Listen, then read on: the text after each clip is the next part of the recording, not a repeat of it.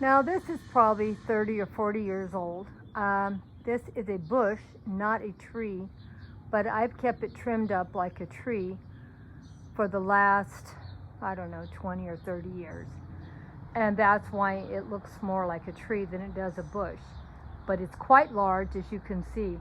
But look at how the flowers cascade down. And I love doing my photo gardens over here. Usually I have a bunch of fairy gardens under it, and I do a lot of tablescapes under the same plant. Isn't it beautiful? I love it so much. And as you can see, it is quite tall now.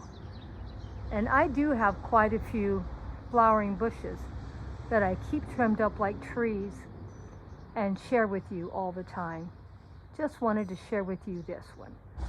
And it blooms some flowers year round, but this time of the year it's really beautiful. Look at all those flowers.